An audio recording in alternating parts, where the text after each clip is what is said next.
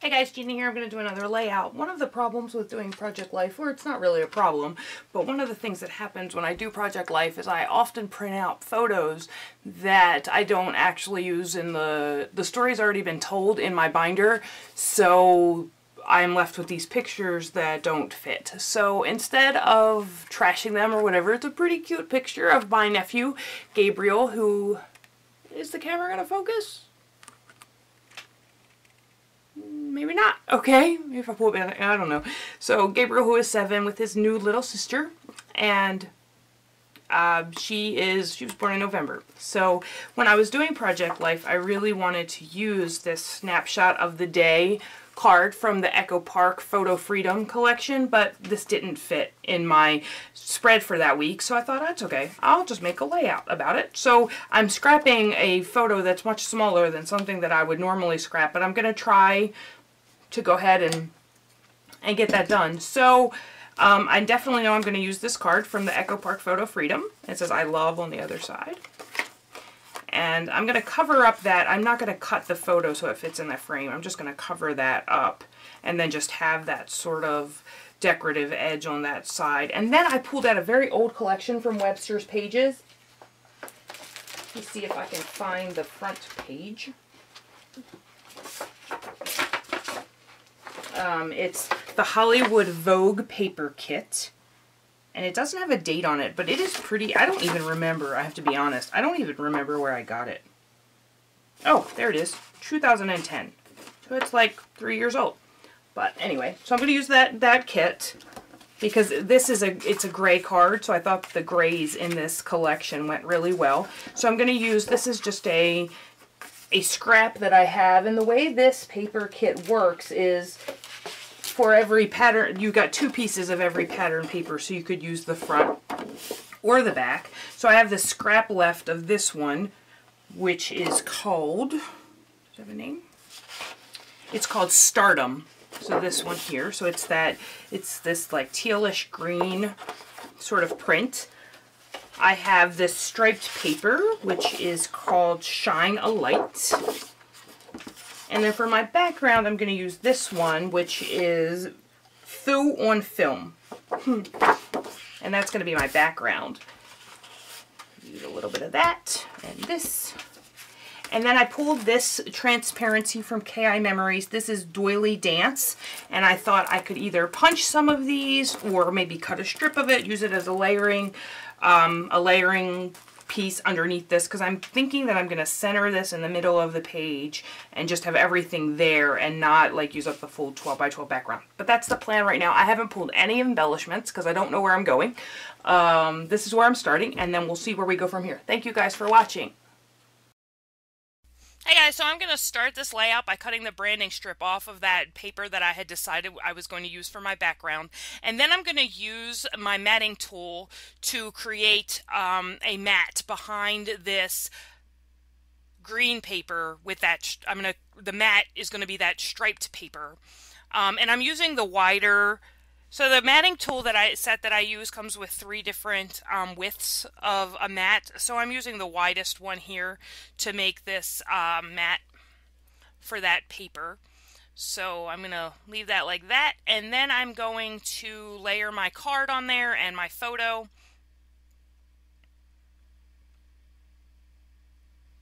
And I'm opening this doily shape, and I'm looking at, these are some tags from the Amy Tangerine collection, or it may be Dear Lizzie or Fifth and Frolic. I'm not sure. All of the supplies will be listed in the blog post that goes along with this layout.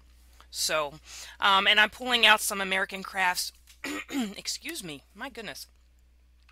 I'm pulling out some American Crafts ribbon that I want to use on the page, and I'm pulling it out in some corresponding colors.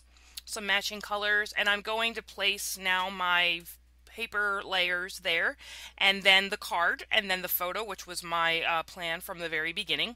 And that was about all I had planned on this layout, so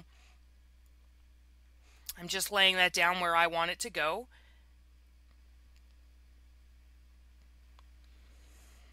And then just looking at these chipboard embellishments to see what I want to do with that, and then that tag that I want to use, because I know I need to put journaling somewhere, so I want to use that tag.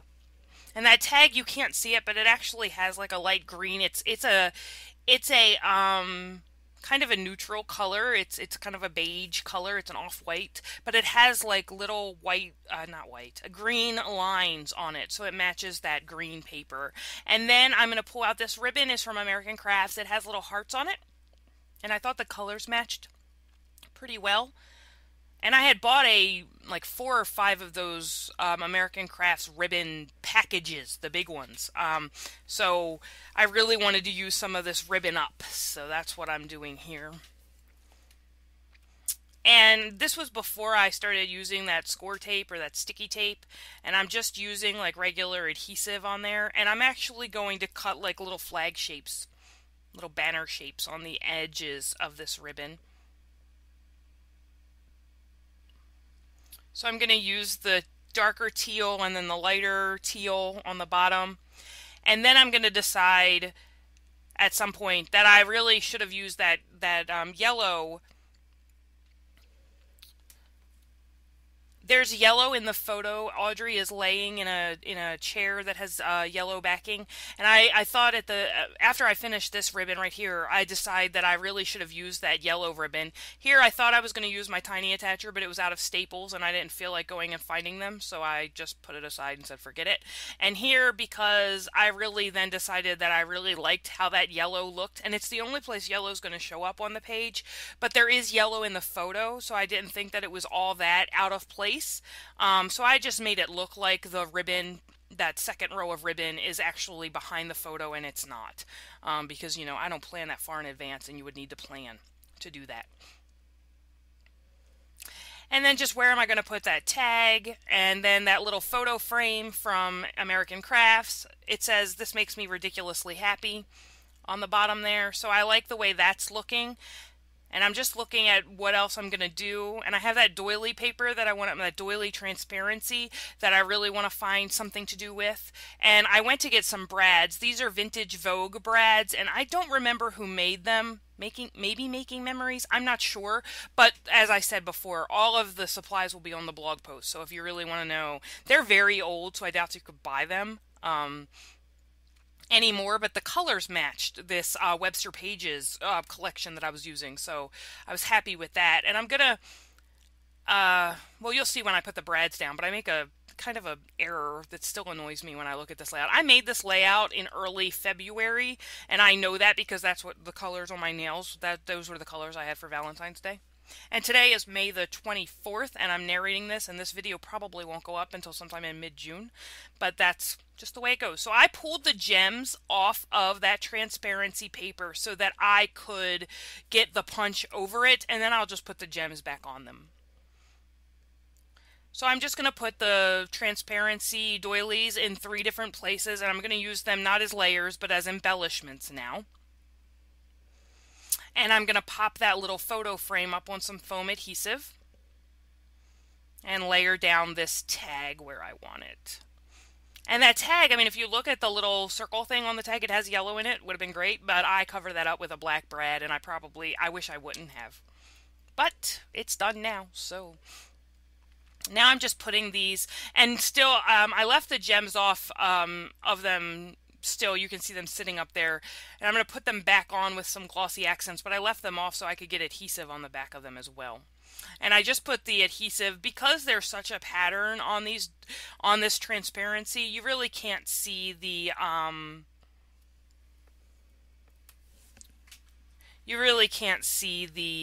adhesive that's behind it. And because the center of that one doily is covered up with that well, it appears to be covered up. I actually cut it in half, but it appears to be covered up. I put the gem down on that photo frame. And then I put that big brad, as you can see there, in the hole that goes in that tag. And I really wish I wouldn't have, but I did. So, oh well. And then I put the other big black brad down in the lower left-hand corner. And now I'm pulling out 3 or 4 purple purple brads, and I'm going to arrange them in the embellishment clusters as well. And that's what I'm doing here. And then I used a smaller black brad in the lower right-hand corner there, just to bring black. I mean, black is on that striped paper pretty predominantly. But I just felt like it needed one kind of tiny little thing. This is the sticker sheet from that collection, and I just used that sticker there that says love, and then this one says I will cherish this photo. And then I thought about using that heart, and I end up not using it. I feel like there definitely needs to be something in that photo frame, but I'm not sure what it is. And then I cut this border strip, and I thought about using it, and I end up not. I put it back. That's typically how my layouts go, isn't it? I try something, I put it back. I'm sure that all of you kind of do that.